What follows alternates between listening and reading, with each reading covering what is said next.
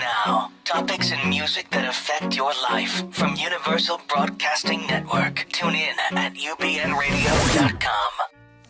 Hi guys, this is Sunny Chayes. You are on the show with me today, or actually the most amazing person is on my show today. Her name is Leah Pearlman, and I'm going to remind you that this is the Sunny Chayes show, used to be called Singing in the Rain. We're in Hollywood today, as usual, and we are going to be getting kind of real today, and we're going to have some incredible fun, and Leah Pearlman is someone who co-created the like button on Facebook. Can we even believe how cool that is?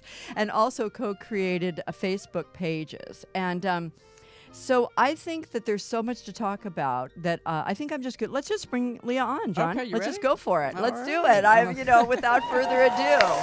Woohoo!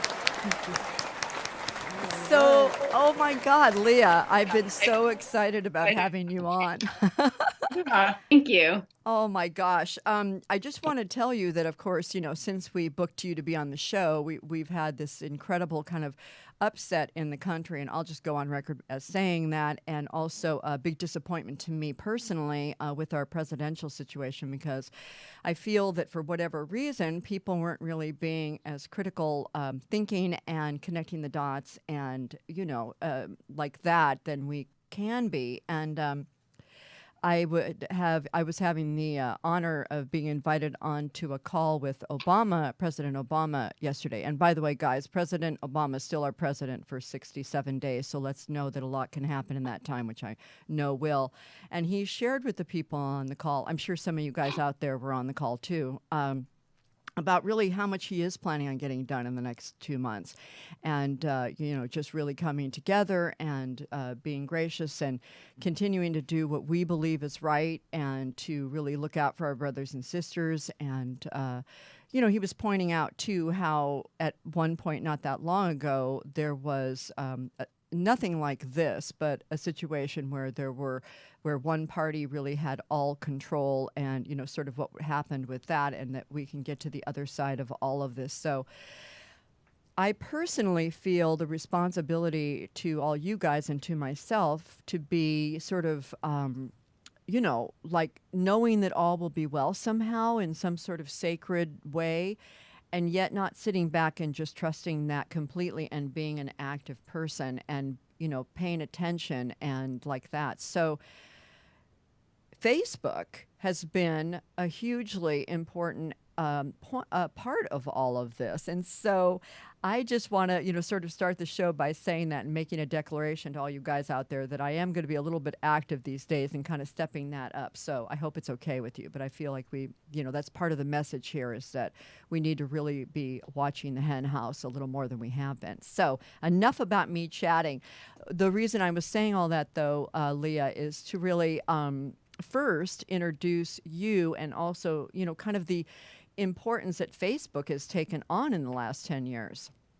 So I'd love for you to kind of start talking and have me be quiet and, sort of chat a little bit about your journey with Facebook, and then, sort of all that, like you chatted about in your awesome TED Talk in Boulder, by the way. I love that. So, dive in to our deep end. Do we have her, John? We do. We're having a little bit of a technical issue with Skype at the moment, so Okay. yeah. Here we go. Yeah. Okay, here we go. Okay. There we are. Yeah, let me, so just a little bit of backstory on me. I was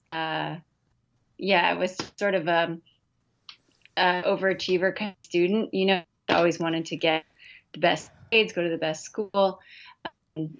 Okay, Leah, 1 second. I'm just going to stop you. What can we do, John? Damn it. So, since we're having some issues with Skype, Leah, would you mind go ahead and text me your number, and I'll call you, and we will deal it that way, since this is a live show. So, yeah. Okay. Yeah. So while you're doing that, Yeah. I'm going to talk a little bit about, and oh my God, Leah wrote this book.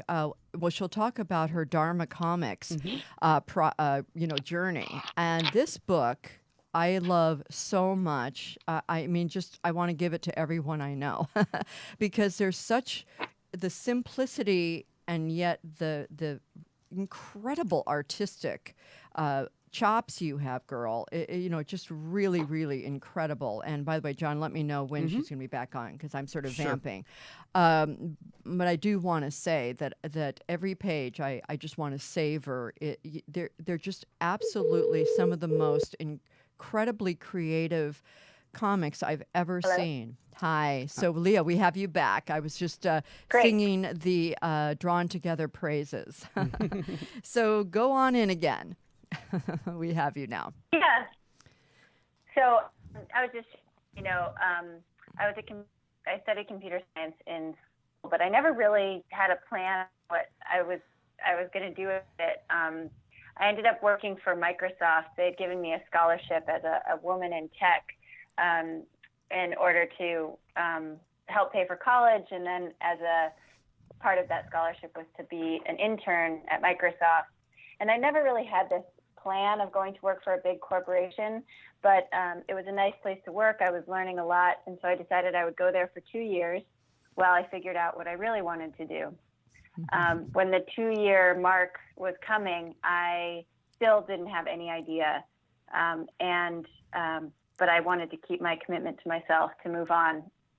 I had some friends at the time who worked at Microsoft who had gone to Harvard with Mark Zuckerberg, and he was recruiting them to come down to Facebook, which was, pretty much a startup at the time.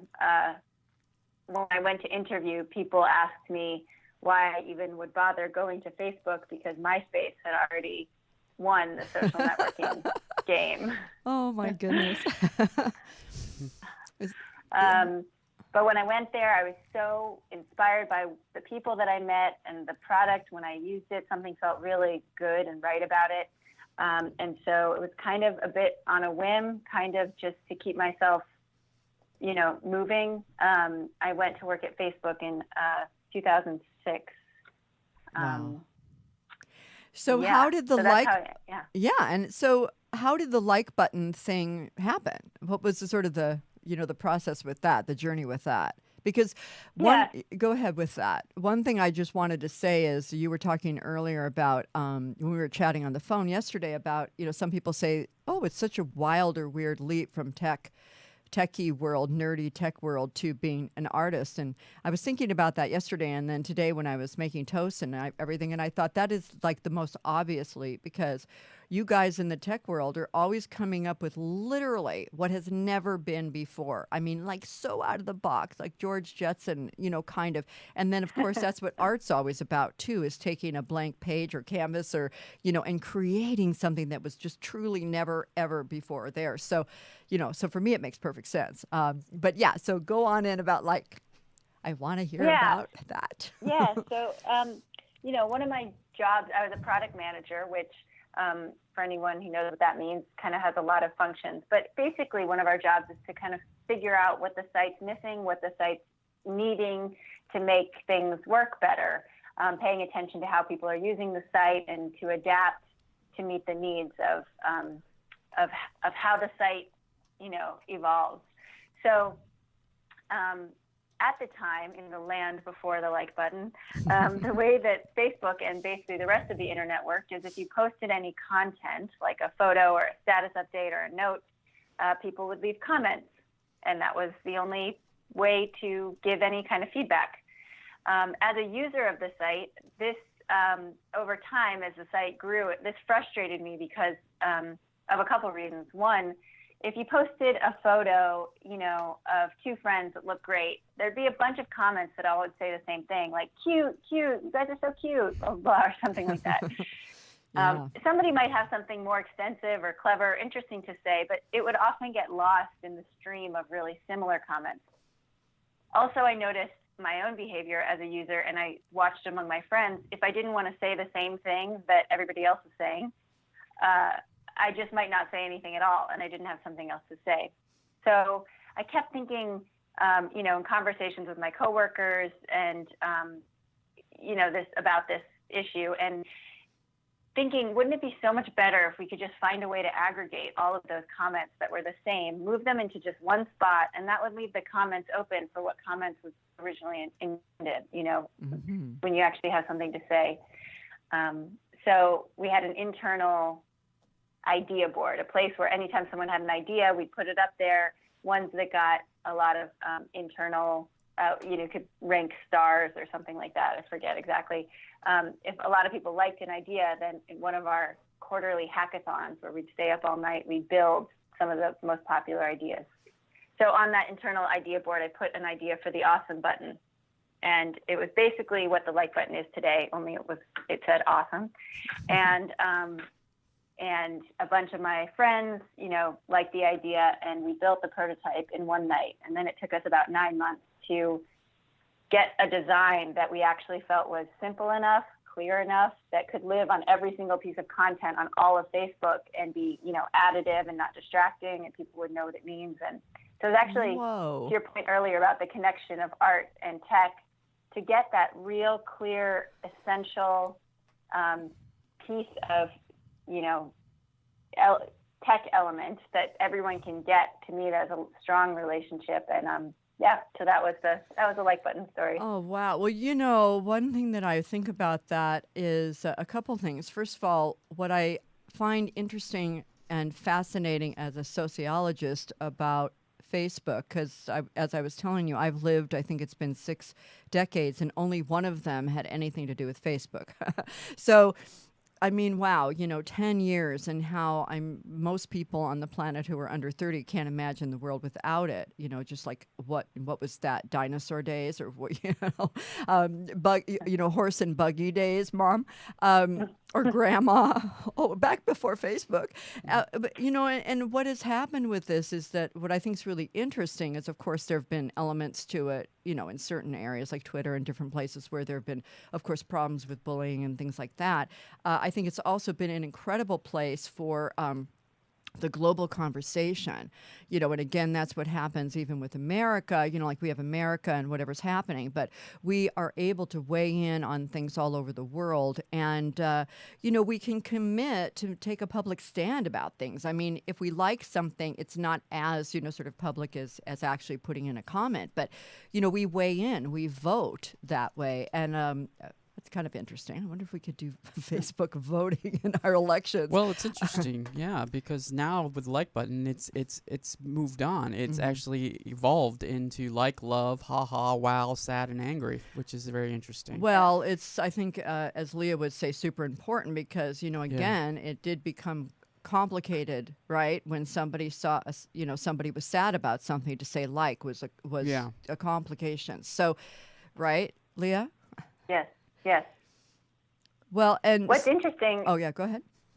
Well, just hearing you say that, I don't know if I've thought about this before this way, but, when we built the like button, that actually wasn't so much of a problem. Like, it didn't happen that often that somebody would say something that you would, want to say, I'm sorry. Mm-hmm. And what it just tells me is reflective of my own experience, which is people, I think, in the last 5 years actually are showing up more vulnerably, because I actually see more and more content that actually evokes those other emotions, where I'm remembering back at when it first launched, for a year or two, it was rare to have a post where the like wasn't the right response, the most sort of empathetic response. Yeah, and because I remember back in those days too, it was sort of for people who were like a little older like me, it was just sort of like, oh my God, if I see one more picture of somebody's food and wherever, it's like, okay, and it's easy to like that.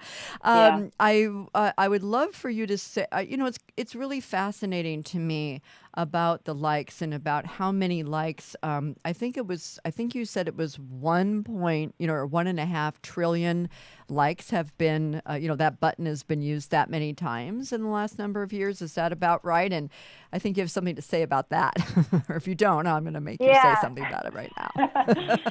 Well, I looked it up, and, if you believe the internet, somewhere I saw that in August there were 1.13 trillion. So we're probably not at 1.5 yet, but that's still, it was enough likes that I couldn't even begin to get my head around what that means. And yeah, so it basically, for me, it's this awareness that if I want to, have an impact in the world, which is sometimes a thought that I frequently have, how am I going to have impact, to be aware that I've probably had, the largest scale impact I'm going to have already. So, so it changes the question a little bit. It's less about, I doubt I'm going to have a like button again in my life, something like that. To me, that was such a crazy fluke of, just doing my job, and that happened is just pretty magical. Well, I think there are many. That's where you're going with that. Well, I just think it's pretty astounding. I think you were saying something. There was some stat that you said about, many years, sort of putting that together in lifetimes, what that would mean. And also, one of the things that I think is so fascinating about the like button, or, having people likes, how many likes did that get? How many likes do I have? I know many people are rated by that, like their numbers, and I think that has a bit of an, a challenge as far as that external, approval rating that has now sort of been developed that way. And so I think that's just kind of interesting to work with, that is a way of, sort of externally rating people, but then, like for you, and then how do you feel inside, or how do you feel, about your life? So I thought that was such an interesting thing to, that I know that you've pondered, having, creating something where so many people rate each other all the time. And then, like, how do we rate ourselves? How many like buttons do we give? How many likes do we give ourselves each a day? Yes. Yeah.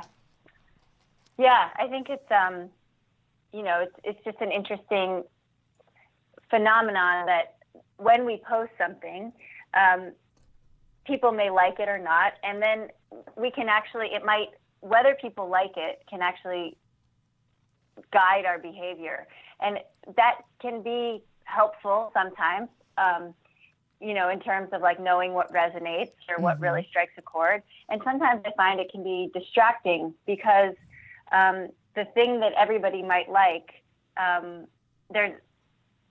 might have something to do with something other than what is actually like needed in my life. So, for example, I create a lot of art these days. I draw these comics, and I started doing it primarily because there were things I really needed to say.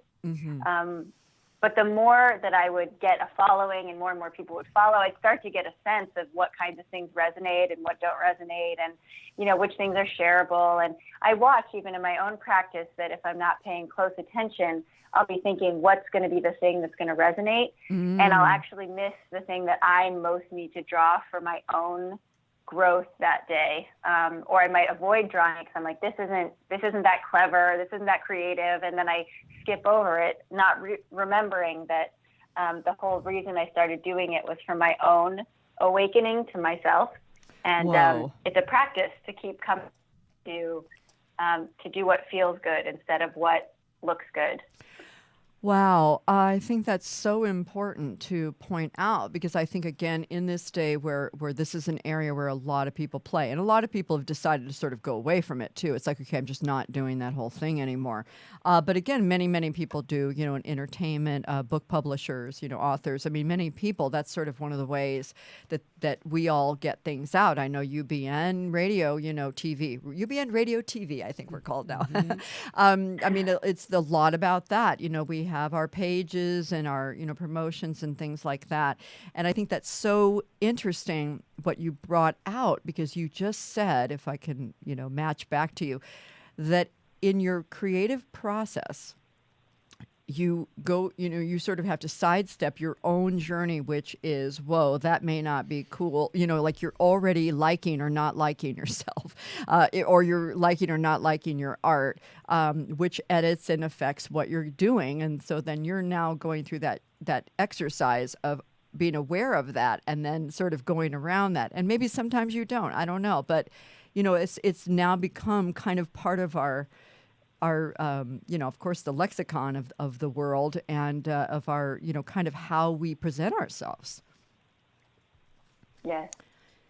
So I see that I want to talk about Drawn Together, because I received this book from your publicist, and I started reading it, and like I love every page in this book. And I really, we were talking about art and what that is. And, I was thinking about what art is and how, certain things, even like Andy Warhol or Jackson Pollock, people would say, well, I could do that. I could do that. Well, yeah, but you didn't.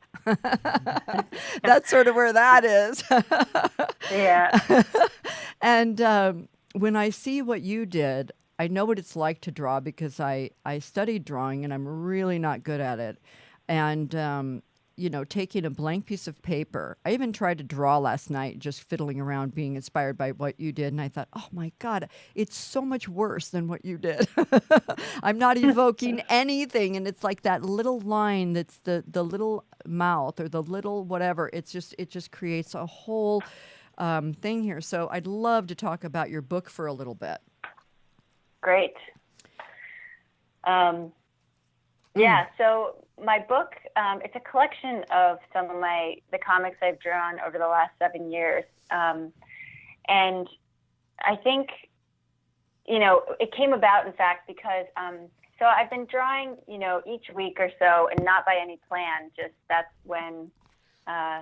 whenever the inspiration comes, I draw, and it's worked out to about once a week for 7 years. And I draw on all sorts of topics of kind of the human experience. And 4 years ago, my dad was passing away, and all of my comics, most of them had to do with, the fear before he died, how to be with someone who's dying. Then when he passed away, comics about grief. And so just a lot of comics in that genre. And they found their way to the woman who became my agent, whose grandma was passing away at the same time. And she reached out to me and just said that the comics were really helpful for her during that time. And so if I ever wanted to put a book together, I should get in touch with her. And then it actually took me 2 years to get back in touch with her. And part of the reason for that is because these comics have been so much a part of my own healing. I just kept checking, and it was almost like, I don't have a good analogy at the moment, but just not wanting to expose a plant to too much light or something like that. Like it was just not quite time, and I didn't want to get confused or compromised about how I was doing it or why I was doing it. But by the time, recently when the book has just come out, I'm in a really different place where I feel like my center is really my own compass about what's right for me and not right for me is really clarified. And so it's become a really wonderful time to be able to share the comics in this way. Well, I really appreciate what you're saying about that, because I think that's really, you're just explaining the creative process so much. I think it's just really what happens. And I think that's where most of the masters would say that they are, whether it's painting, sculpture, music, making a movie, there's this time where it really has to be like in the soil with no light on it. Yes.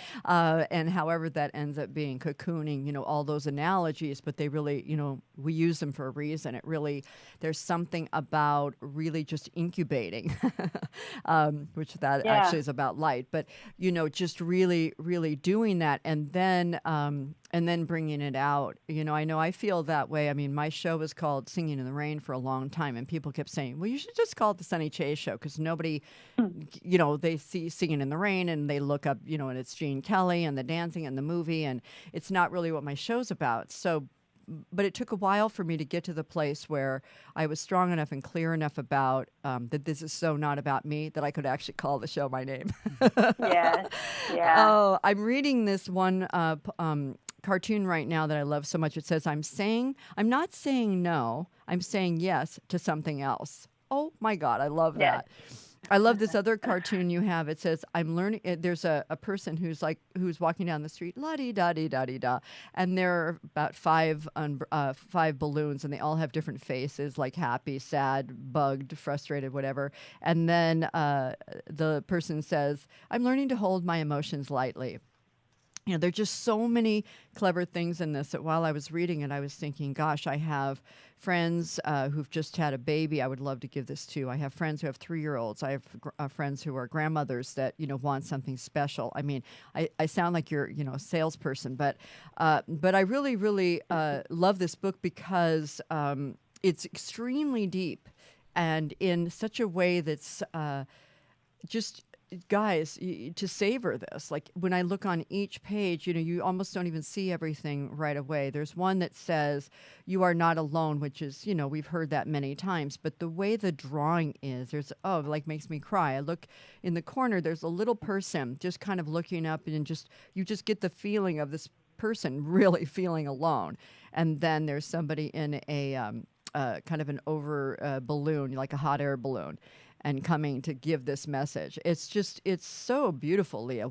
You're really brilliant. I mean, you're really brilliant. I just want to tell you. Thank you. I'm Thank you. like knocked out by, what you do.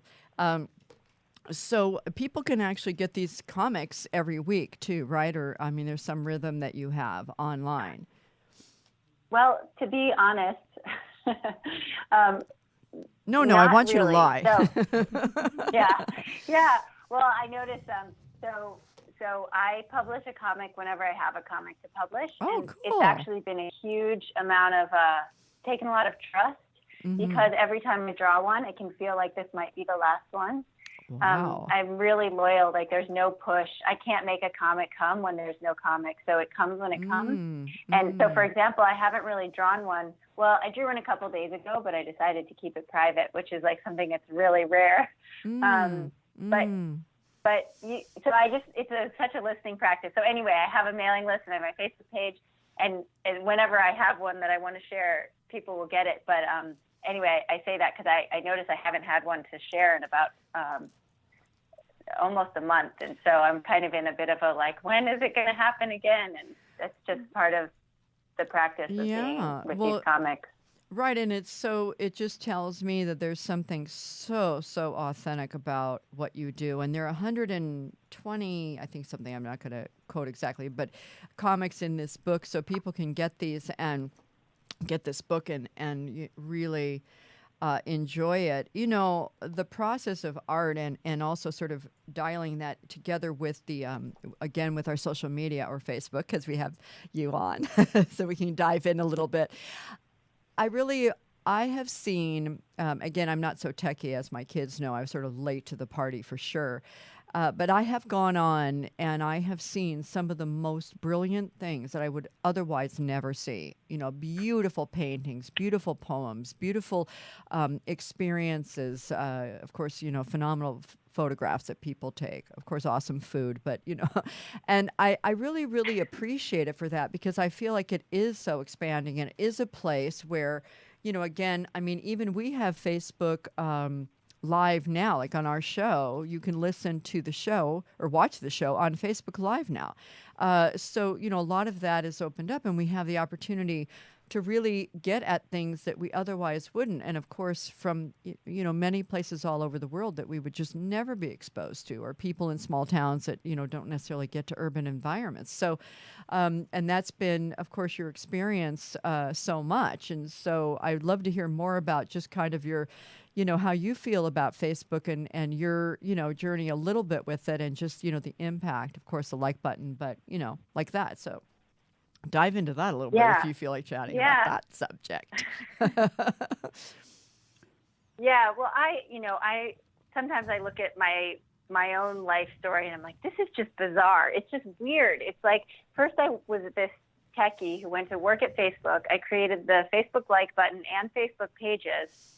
Then very quickly I started becoming this artist with no agenda or plan to do that. It's just sort of was a happening. And I started sharing my comics on Facebook pages, and basically it was, made popular by the two products. Like I built the platform, then I left, and then the very platform I built with no plan started being what I used to share my art. So it's weird. It's like an upside down. It happened backwards. I couldn't have planned it better. Well, sort of, but it's kind of like you grew the trees. that you then later came back and cut those trees down to build your house. It's like you really literally, it's like you sewed the picnic blanket that you then laid down and then had this awesome party on. I mean, I think it's really cool. Yeah, no, it is really cool. But I was so in the experience, it actually took a friend to point it out to me. Like, I just didn't even see it until, a few years ago. So that's to say, I love that part of the story. I love, working for Facebook. I was so proud. I love what it does in terms of community organizing. One of our mission statements, I don't know if they still articulate it this way, but it was democratizing the world's information. And Amen. I so believed in that. Yay. Yeah. Which Yay. is something it's a little hard for us maybe in the U.S. to know about, but in a lot of countries and many places in the world, so many people didn't have any voice, and Facebook was one of the first ways the populace actually got to speak. Arab Spring. I mean, Yep. as an example. Yep. My gosh. I mean, so yay! I'm so glad that you appreciate it now, and I think that again, sometimes I actually receive books, publicists who send me people who want to come on the show and really demonize technology. I've got to tell you, like there's a whole like older group or something. It's like, oh, what's going to happen to our kids? They're and I have kids, and I happen to know that and their friends are serious critical thinkers and really dig in, and it's not they're not little robots like some people may think. And so even though I wasn't a techie from the beginning, I wasn't even on MySpace or any of that. And I even poo-pooed Facebook, by the way, in the beginning. I'm like, what is this thing about friends? I mean, they are not really my friends. I mean, how can people say they have 1,000 friends? It's just the craziest thing in the world. And I was completely anti for a while until I realized, son, this is a completely free way to promote, to talk about anything. I have things to say. I have other buddies that I want to promote. It's like, by the way, get with the program. So I appreciate it so much. And like anything, things can be overused or not used properly. But I'm super grateful for the platform and, being able to speak with people in Uganda and in Kigali, Rwanda, and, places that I would never otherwise be able to connect to. So, I thank you guys for that. Yeah. And, just hearing you, I'm just, I'm thinking about, so there's all the benefits, but there definitely are costs, or there are, we talked earlier about the kind of like button or the like addiction. And, one thing I was just thinking about listening is, before Facebook, there was a need for external validation. And then Facebook and the like button, it didn't really create that, but it certainly maybe amplified it. Mm-hmm. And it's not like, when I look at tech, one of the reasons it never dawns on me to really demonize the tech itself is because my experience is that it amplifies things we're already up to. Mm-hmm. And when it amplifies them, actually, in my case, for example, I can start to see the pattern better. So it's like when I notice I'm refreshing my Facebook page, every 15 minutes looking for more likes, and I get a few, and then I'm excited for like a second, and then it wears off and I refresh the page again. I get to see that need for external validation more clearly, and then I actually get to start to do something about it because I'm more aware. Beautiful. And as I was thinking about that, I was just even thinking about your comments in the very beginning of the show around the election, for example. And,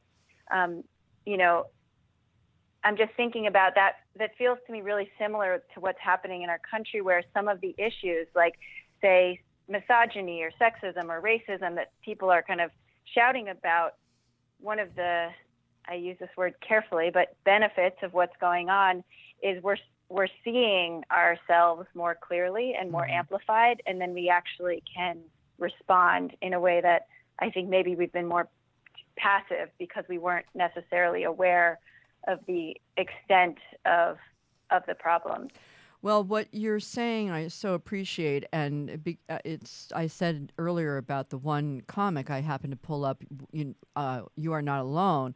I think that's one of the things that really, really is the benefit, a huge benefit with Facebook and social media, is would be for people who feel completely disenfranchised, or, I know many people who with this election feel whether they've been sexually abused, if they're Black, if they're LGBT, if they're, anything that has been spoken of in a negative way by the person who was elected. I don't even know how to speak about it at this point. Sorry, I'm stumbling over it because I can't really accept it yet. For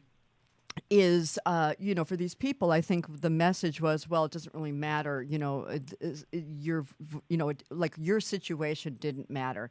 And I am so grateful that there are young people who are protesting in the streets. I don't wish anyone harm. I don't wish any, cars to be smashed or whatever. But I do love seeing the bringing together of people and having people's voices heard. And so for those other people who feel disenfranchised, to see, young kids saying, we aren't going to take this. We don't like this kind of talk. We don't like this kind of way. And again, Facebook organized about 14,000 people to come together in LA alone. I believe it was last Saturday. So, again, I want everyone to be at peace and I mean, not at peace, be peaceful. But, to get, to speak out and again, to have that connection happen. We are not alone. And I think that's one thing that Facebook has really been able to again, amplify and allow. Don't you think? Yes.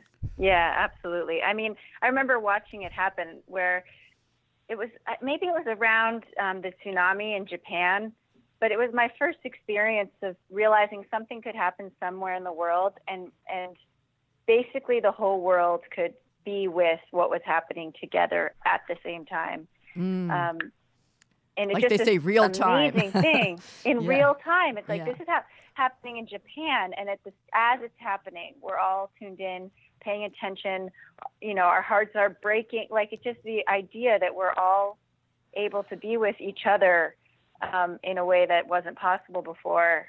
It's really it really is amazing. Yeah, and I feel like that's so true. I mean, for example, when Nelson Mandela passed away a few years ago, there was such, broken hearts all around the world. And we could actually see, not only on our news feeds from CNN and ABC and that, but on Facebook, really beautiful things that were there, so that, again, like you say, we can share in that, and we can, gather together. And, I think that's really important. And I also want to say, as far as a social media phenomenon that has been created lately called Black Lives Matter, and I want to honor them, Opal Tometi, Alicia Garcia, and Patrice Colliers, who was on the show, as we know, a couple weeks ago. These three young women are three young. Patrice is a mom, the other two are young women, and they came together and created hashtag Black Lives Matter as a statement saying, guys, our lives matter. And it was never about, well, nobody else's life matter. So this whole thing got demonized too, which is, part of what can happen in the social media world. But, I just want to say that these three women were not about that. They were not about, cop killers or any kind of thing. I don't want to put it out there. They were not about anything negative. They were about just please know that our lives matter. We are Black and our lives matter. So again, I think that it was a huge movement. I mean, it's talked about on sitcoms and dramas on TV now. I mean, it's part of our lexicon, and yet it has been somehow dirtied or something. It's like it kind of shocks me that people have some negative connotation to Black Lives Matter. But again, I salute those three women for doing that. And then of course there was a voice to it. That's why it caught on. So I was just about to say bigly. I cannot believe that I was just about to say bigly in such a powerful way that, of course, there was a hunger for that with so many people to say, yes, exactly. Black lives do matter. All lives matter. Of course. It's just been that Black lives have not mattered. That's the point, people. So, like that. And I know you've been through many through your journey with Facebook, different things that have come through that have been not as big a story as Black Lives Matter, because that's a big one. But, other things have come through your Facebook land, I'm sure. Yeah. Yeah. And, one thing I've learned, and even just, hearing you share about Black Lives Matter, for example, and we learned this even just with Facebook company that I thought was so interesting with early on learning that only news is the opposite of what's happening, because otherwise it's news. So it's like, Facebook would be the thing, and then next month, is Facebook, what problems is Facebook creating, and then we'd be vilified for something, and then the only news is good that we're doing. So watching these cycles go up and down and down, and I remember Mark Zuckerberg saying early on something like, I don't know if he said he just didn't read the news, but just didn't let that affect his commitment to what he was doing. Hearing about Black Lives Matter, I feel like that's such a good example of where having a strong inner is so important, because you're like, no matter what, if you take a stand, you're gonna get people who support. You're gonna get this, and so being clear what you stand means that, and you can say your and not. That doesn't matter if people are, validating or validating. Right, and I even think you're actually breaking up a little bit. I don't know, John, is there something we can do about that quickly, because we're almost out of time. But anyway, John's going to work on that. Yeah, I'm so thankful for you to be talking about Mark Zuckerberg. We may just ask you a question or two if you can tell us like how he really is to work with. But yeah, I mean, I think that that's really true, and I think that I can say for me, when I have gone on Facebook, which again, I've been a bit of a neophyte, but now that I've gone in the last probably year or 2 years, not that much time, when I go on, I do, I write what I write, and then I edit it a little bit and make sure things are spelled right. And then my autocorrect didn't kick in and say something really crazy. And then I look at it, and I actually do, for me, because I am a little more afraid of it. I think I'm more reverent of it than some people just get on and bang away. I really look at it and think, gosh, is this really what I want to say? And a really wise friend of mine many years ago when I was in high school said, anything we say, and then these are, of course, the days way before any kind of social media, anything that we say, we should be proud enough of it to have it, on the front cover of the New York Times. And so I think that's a really great, I've sort of lived my life as much as I can by that. Thank you, Chris, for that. But, when I say something on Facebook, I just think, do I want my grandkids to read this, from their grandma? Not that I have grandkids, but, when I do, am I proud? Is this my true heart? I guess is what I'm trying to say. Is this my real truth? And that's what I try to get at. And so that's what I do. I don't know if everybody does, but I definitely feel that it makes me, I make myself dig in deep before I press that post button. Yes. There you are. Oh, good. Well, I was kind of vamping because now you're clear. Oh, okay, great.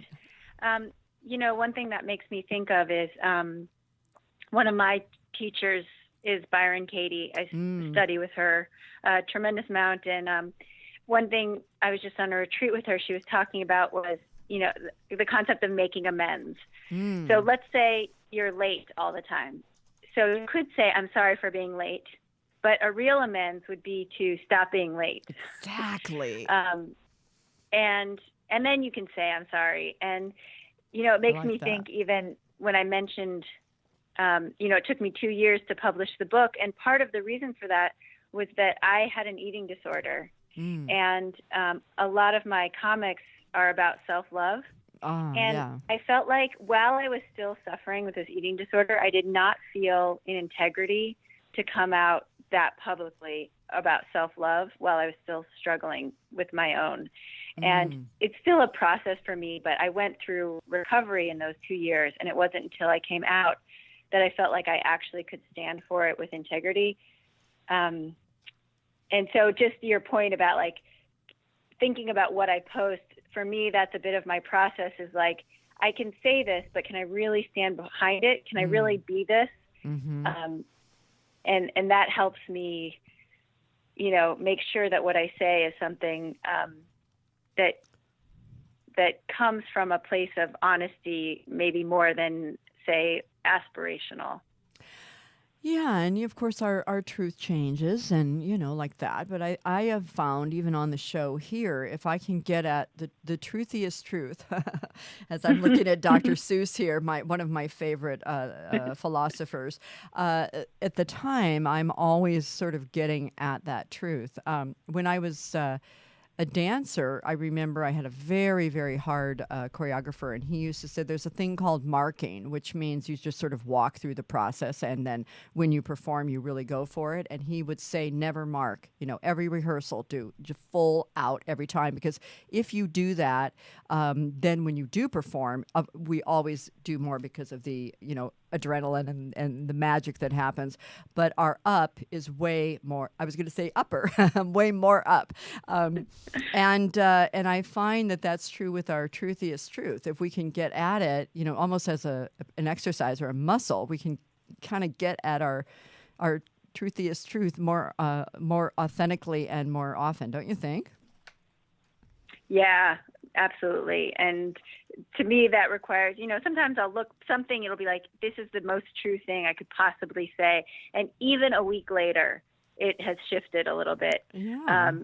And that's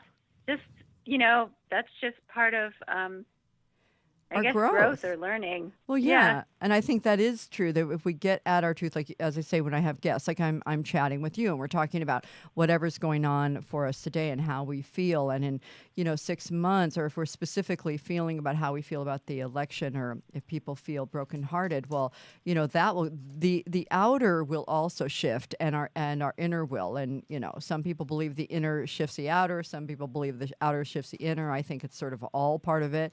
But I think that's what shifts our truth a lot.